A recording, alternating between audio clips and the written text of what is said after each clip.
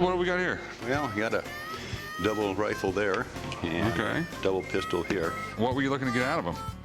Well, the sky's the limit. We're not starting there, so as much as I possibly can. Okay, that was extremely vague. Yes. I decided to come in today to the pawn shop to see if I could sell my double barrel rifle and double barrel pistol. One of them I got as an auction, and the other one I got in a gun store. I want to use the money for other items I want to collect as well. This was a 34 caliber rifle, and this one was a smoothbore 50. It was made by A.D. Bishop. I'm thinking 1830s, 1840s. Yeah, I believe so too. And if you take a look at it for its age, it's in great shape. Yeah, this is a really interesting gun. That's why I like it. I've had a lot of black powder guns come into my shop, but never with two different barrel sizes. That's not something you see every day.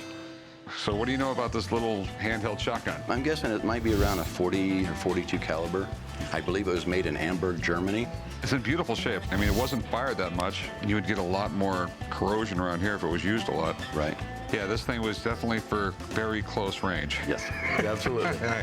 So what do you want to do with these things? Pawn them, sell them? Possibly maybe entertain some offers from you. Okay. What were you looking to get out of them? I was thinking around 6,000. That's a lot of thinking. I mean, I would go 3,500 bucks. Meet me at 45. I can't do 45. Probably the lowest I can go is 4. I'll tell you what, I'll do 38, and I shouldn't do that. 39. All right, 38.50. Deal. All right, let's go write them up. Normally, I'd have someone come in and check these out, but I know enough about guns to know a good deal when I see one. How good of a deal? I have no idea, so I'm having my buddy Sean come in to check them out. These guns are right down here. Cool. Let's have a look. I specialize in buying and selling antique arms and armor and providing the motion picture industry with the real antique props. Rick is always calling me whenever he gets an antique weapon in that he's not so sure of. All right, what kind of questions do you have? It's gonna be a lot easier to sell them if I have some history on them.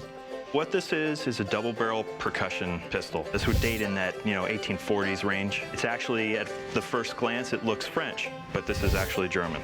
The closer you look at it, it just gets better and better. You've got like a wolf head or something here carved. It's really, really ornate. Back in the day, a true artisan would express his talent by creating a masterpiece. They were working in multi-mediums of material, wood, metal.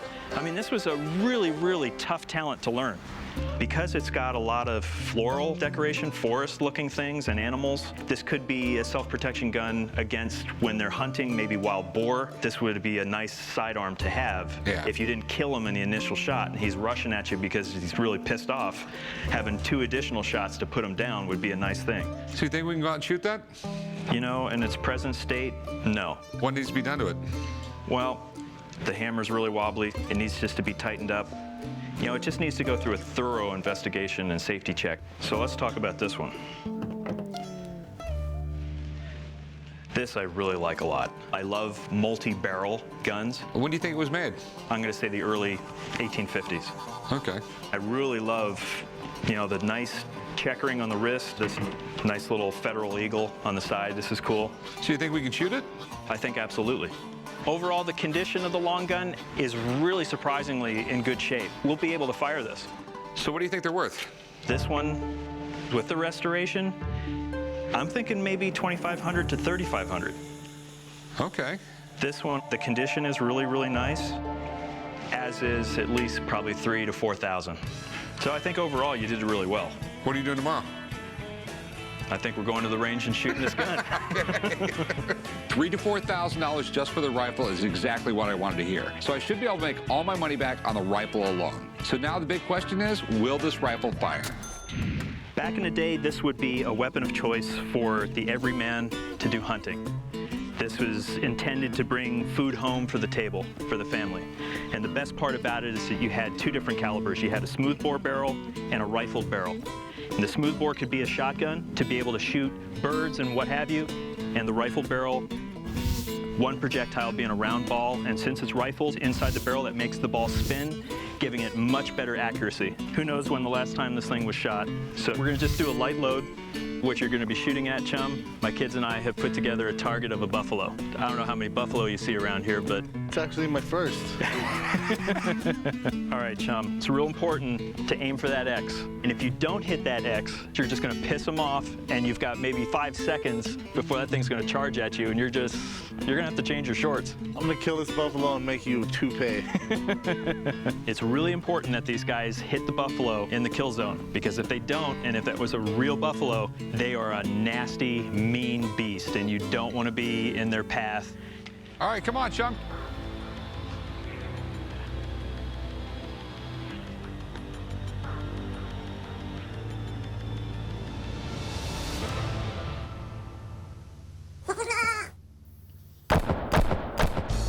Yeah! I hit him in the sweet spot. You shot him in the nose. No, You shot his nose off. come on, man.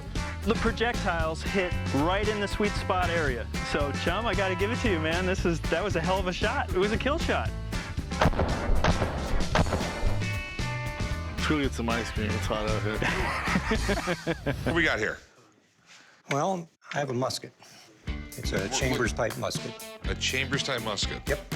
It's a lot of working parts. Well, it makes no sense because there's 2 locks on it. The only way I could figure this would possibly work is one trigger fires the front lock, the other trigger fires the rear lock in that order, I'd assume. And there's little fairies inside that stop the whole thing from blowing up. I got the musket from a client of mine that was, let's just say, unable to pay his bill. I'm hoping to get a fee of about $20,000. I'm selling the musket because I'm starting a new business, and I need the startup money. It's very odd. To me, in my mind, these 2 locks don't make any sense. You know, if you put multiple shots in there, one shot would set off the other one no matter what. Why not just do 2 different barrels, right? They're trying to come up with a multi-shot gun just due to the fact that that's heavy steel. And remember, back then, soldiers marched from city to city. So the idea of a multi-shot rifle was a great idea. You're the guy that reads all the books about this stuff. Have you ever seen one? No, I mean, there was this never-ending quest for hundreds of years to come up with a multi-shot rifle. Clearly, it was a bad idea because there wasn't many of them around. These are British proof marks for the barrel, but I don't know if someone... It's British Army? Well, the British Army never ever carried one of these things. Not that I know of. Maybe there was a guy they didn't like, and this is the gun they gave him. Quite frankly, this gun really doesn't add up, which makes me actually a little bit more interested in it. I don't know if this was a movie prop. I don't know if this is an experimental gun. But one thing I know for sure, there can't be many of these things because I have never seen one before. So I'm assuming you want to sell it. Did you have a figure in mind? Yeah, $20,000. Okay. I'll tell you what, I'm definitely intrigued. Okay. Whether it's $20,000 or not, I have no clue, but I got a friend who will know what this is. I hope he will. Let me call him and see if I can get him down here to look at it. Hang out for a little bit. All right. Rick and Corey are a little confused, baffled about the firearm and the mechanics of how it works. It's going to be interesting to see how this works out. Well, Alex. I have never seen one of these before. Yeah, because it looks like a pipe bomb. I don't know exactly how it works. I know the theories behind it, but this is a prototype. They never made this. You can see it's got GR locks. They basically took these parts from other muskets and assembled this on a pre-built stock. Okay. You know, I've only read about these in books, and I believe there's one other example on Earth, and it's in the Royal Armouries Museum in Leeds, England. But other than that, this is the only one I've ever known of, and it's certainly the only one I've ever held. So it's incredibly rare. Okay. Here's the theory behind this. It's supposed to be a multi-shot musket. So it's not just 2 shots. This front lock is actually supposed to set off a chained group of balls.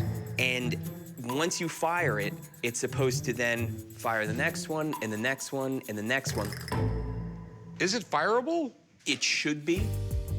The barrel is certainly a good barrel. I would love to try to fire it. So you're gonna try to fire it? I would love to fire Oh, this. cool, because it ain't gonna be me. Look, if we could at least, I would consider it a success that the theory is proved if you could at least get 2 independent rounds off. Because really, and I think the biggest concern is, what's stopping this lock from igniting the back charge? Do you want to meet us out at the range tomorrow? You could basically prove that you actually have the first functioning machine gun. I mean, really. I mean, it would add a lot of value to it if you could prove that this guy's theory actually worked. This is Vegas. We can throw the dice. I've got a lot of work to do to try to figure out how to fire this, so. Okay, yeah, it's your thumbs. Take care, see you tomorrow. Of all the guns I've shot, this is definitely going to be the scariest. So we're gonna shoot this death trap, huh? Fingers crossed, guys. Okay, is it loaded? It is loaded. It is ready to go. All right, fire it. We should definitely stand back. I'm gonna pull the triggers from kind of a reverse position. I'm not putting my face up close to this because I just don't know exactly how it's gonna go. All right, Corey. Well, I'm filming it, dude. You do it. Corey, you're like a football field away. That's completely on purpose, my man.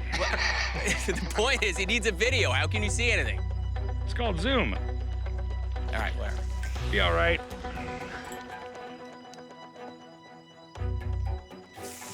Okay. If you die, I'm totally putting this on the internet, by the way. Dude. No, Dad, this video is totally gonna make this legit right here.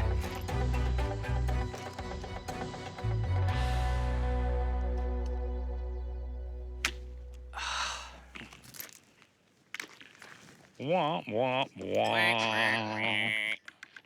Are we even getting a flash in the pan? No, not really. Here's my dad's neck. It looks like a pack of hot dogs. Here's the gun that's not shooting. Here's the seller who's hoping it shoots and he actually makes some kind of money out of it. Totally stoked on this trip to the gun range today. Just gonna videotape myself because at least it's interesting. Whoa! Oh! I missed it. Did they both go off? Yeah. Damn. Yeah, so I understand now why never really sold.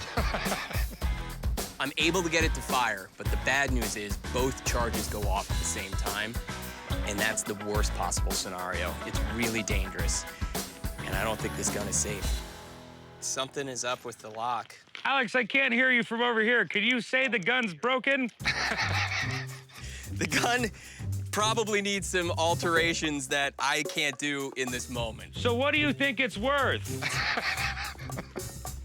Oh, man, Corey, give me a break. I didn't make the gun. I'm just trying to make it work.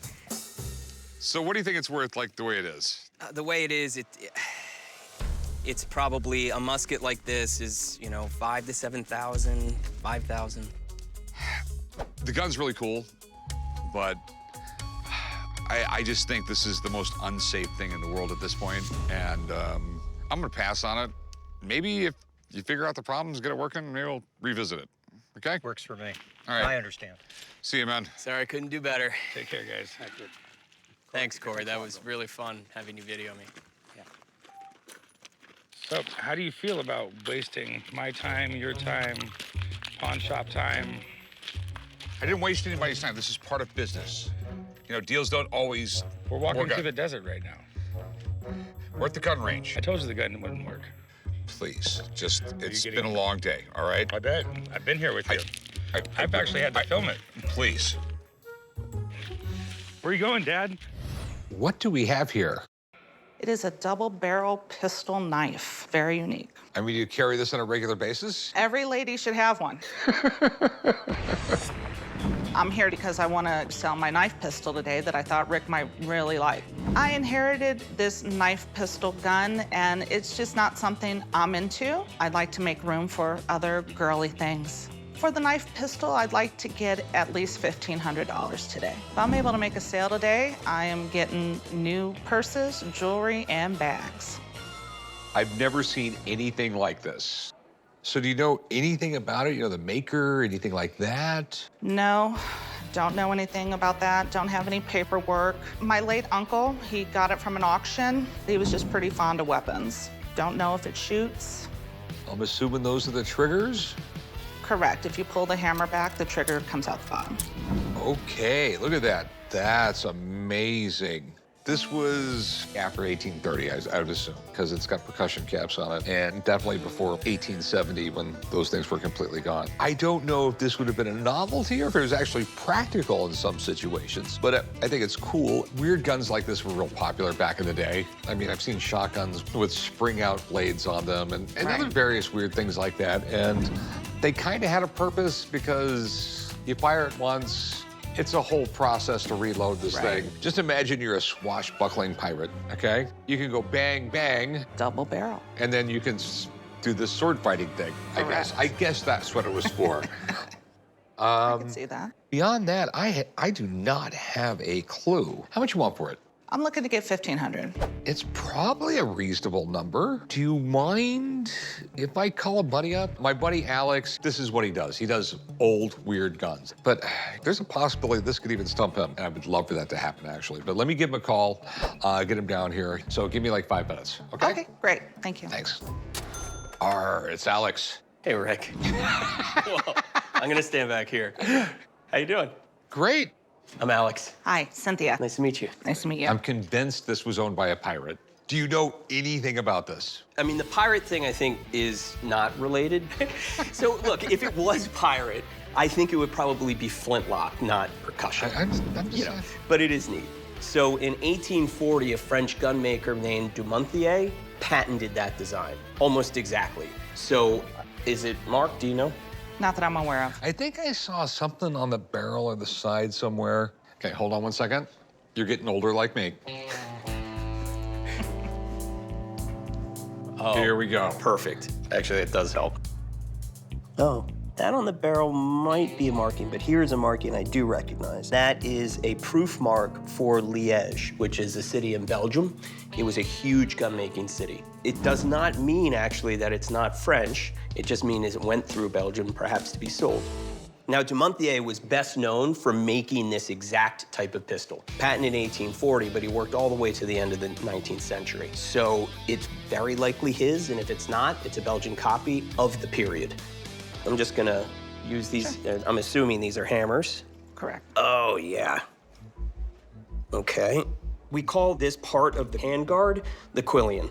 So the quillions are actually hammers, and that was actually a pretty ingenious design, and that was one of the main focuses of his patent. It is collectible. There is good value in it. It's not in the best condition, but it's still in decent condition. There's nothing I see that would make it not perform. But in order to know that it would perform, I have to actually inspect the inside of the barrel. Are you willing to go shoot it with us? No, not at this time. I just would really like to sell it and have it out of my closet. Okay. So I'm just going to give you a price that says maybe it'll fire, maybe it won't. Okay. $3,000. All right. If I get it, I will let you know. Please do. Okay. Nice to meet you. Good Nice luck. to meet you. Thank you. Okay. I know you're asking $1,500. I'll give you like $1,600 for it. 2,800? Yeah, I'm just telling you, with things like this, the majority of the time, there's a problem. I'll tell you what, I'll give you $2 grand. 2,000? Deal. All right, we got a deal? Yes. I'll meet you right over there and I'll get you paid. Hold on, you bought a gun knife? Actually, it's a knife gun. All right. Yeah, because the knife is a lot bigger than the gun, so I think it should be called a knife gun, not a gun knife. I agree. It's your world, man. Yeah, so I paid $2,000 for it, and we're gonna test it. Yeah, so I went through it. I measured the caliber. It's about a 40 cal. I brought some projectiles and some black powder supplies, and the chambers and the barrels looked solid, so I think there will be no problem in shooting. Okay, so real quick though, how do we get from gun knife or knife gun or whatever to American flag patriotic cakes? So I figured that since it is a knife, I wanted to show you that it could cut, so it's still sharp. And so I chose the cakes, this one and two more as targets, and I know that it also is a layered cake, kind of like a wedding cake. And I think, Rick, you've been divorced 3 times? Something like that. So each cake represents an ex-wife and your freedom. It's pretty good, right? I think this is absolutely brilliant. What size piece you guys want? Big, little? Give me a little one. Yeah, a little, yeah.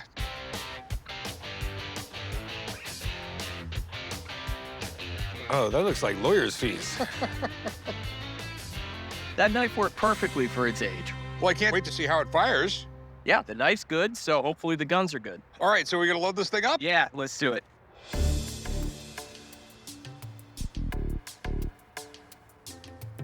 Eyes and ears, everybody. All right.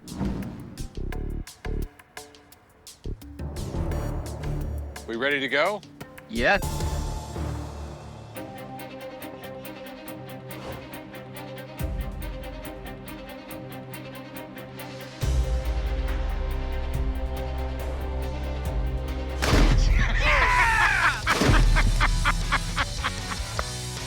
Woo! 5K. That was an amazing deal at $2,000. It was a good deal at $2,000. I think based on how it performed, you'll get at least $4,000 for it. That's amazing. I guess we gotta go clean up cake though now. Well, I put a plastic sheet down, but it looked like it went past that, so. You think there's any good cake up there? I doubt it. All right, let's go clean this up. All right. I'll see you in the truck. Thanks, son. I mean, it's kind of a waste of good cake though. There is nothing left. Hey, what is this? They're hunting rifles. They are a 2-shot 45 caliber percussion cap. These look gnarly. These are gnarly.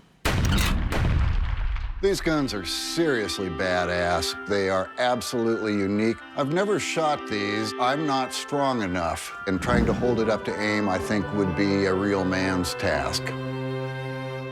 Where did you get these? I'm a collector, and I picked these up in a trade from a guy. You can see that the barrels rotate like that. So you can load 2 shots at once, bang, and then rotate it, take your second shot. These were developed in, I'm guessing, 1870-ish. They would be earlier than that. By 1870, the percussion cap was going the way of the dinosaur. I would assume they'd be like 1850, somewhere around there. Okay. Literally, it just took so long to load a gun. And basically around the 1830s on, they made pistols with 4 barrels. The only problem was a lot of times all 4 barrels went off at once. And probably killed the guy you're shooting at, because the gun was 50 feet behind you, you know, just, or it was in your jaw. Yeah. Yeah, one or the other. Hunting in the early 1800s was tough. If you took a shot and missed, your dinner would be long gone before you reloaded. This rotating barrel was a huge advantage. You had an extra shot really quick. I mean, these look in good shape, but I see problems right away. This stock's been replaced. Really? Well, I mean, we got the Tiger Straight maple right here with a completely different wood on the butt. It basically lights some rope on fire and wrap it around there and make some tiger stripes. I didn't know that. I always wondered how they got that beautiful wood. Yeah, okay. There's been some modern work on them because that's a modern screw right there. One of the things that's interesting on these is this is left-handed. Oh, okay. That's something you rarely see. I would think so, and by the inlays here, I'm guessing that this rifle was built by William Hart. Who's William Hart?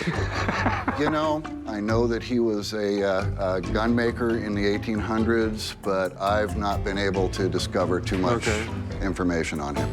Rotating barrel rifles are pretty rare, and one being left-handed makes it even cooler. But when you don't have all the original parts, it's difficult to put a value on them. What do you want for them? I'd like to get $2,000 each for them. Just looking at them, you got to admit, they're damn cool. Do you mind if I call someone in to look at these things? I mean, I just don't know enough about them. No, that'd be great. I would like to learn more about them myself. I'm gonna go give them a call. All right, thank you.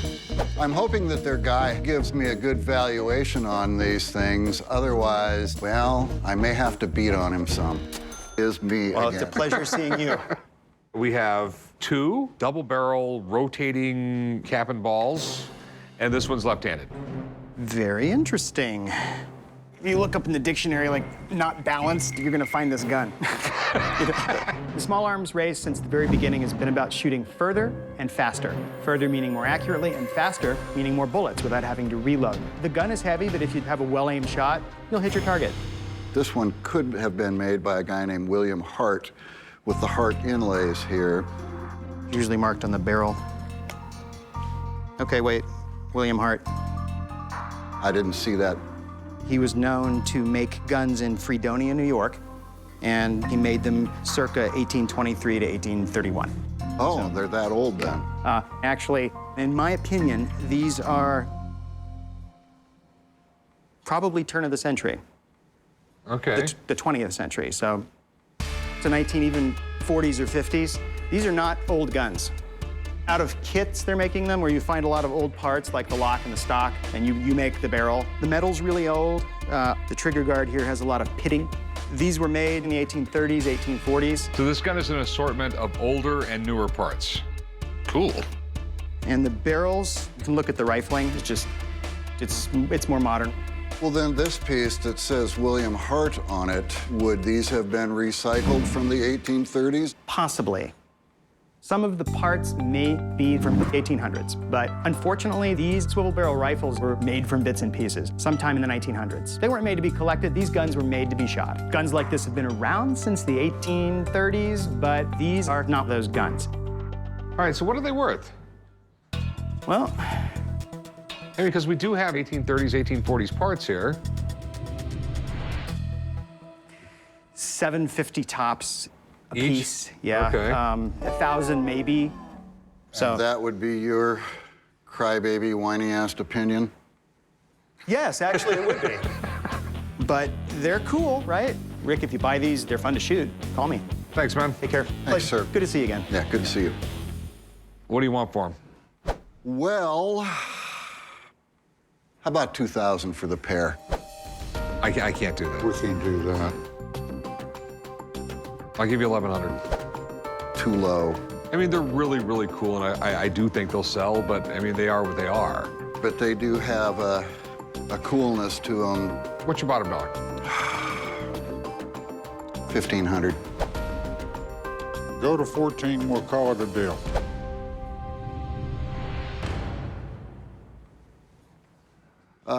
Okay, 1,450. 1,400 bucks, thanks. 1,400. 1,400, thank you. If I come back, it would be interesting to have the same appraisal guy. Sometimes I'd like to smack him, but that's just me. That's a double barrel percussion rifle, one of the two you bought. And this is a normal single barrel, just like every other rifle you see. In theory, you ought to be able to shoot twice as fast over there as I am able to shoot with one barrel. I brought some refreshments. Milk. What better beverage for the desert? It's 100 degrees outside. There you go, chum. The milk is going to be our target. Let's see who can hit more targets quicker. You've got more shots. I've got a more accurate rifle. Okay. We'll see what happens. I love to shoot antique guns, and the reason, you never know what's going to happen. The gun could blow up, hopefully not. It could misfire. There's a lot you have to do right with a gun that's 100 or 200 years old. Ready? Ready? Yeah, I'm ready. I'm ready. I'm ready, let's go. Question, if we both hit the milk? If we both hit the milk, chum loses. Oh, no. Ready. Set. Go.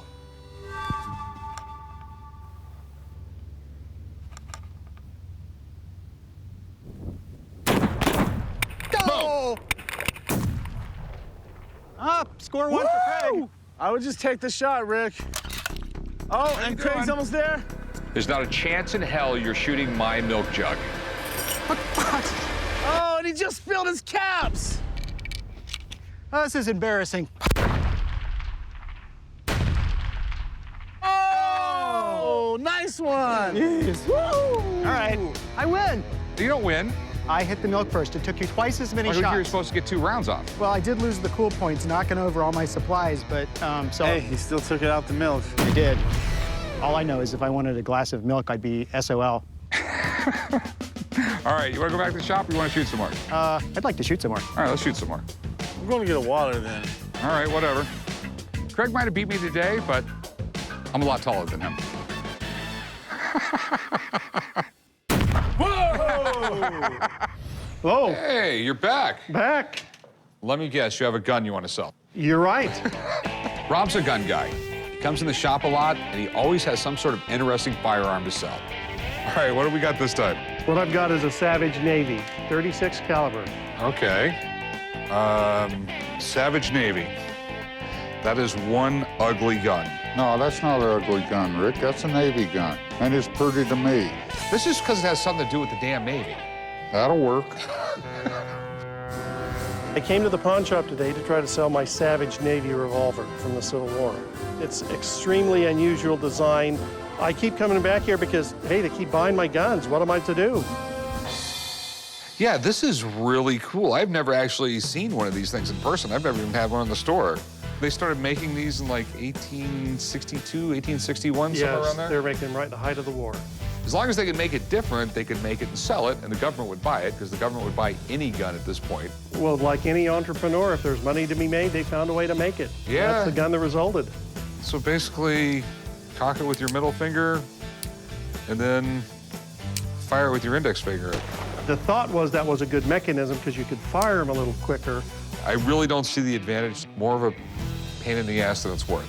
I mean, it's heavy, it's awkward feeling, it just wants to tilt down. One of the goofiest designs. That's why I love it.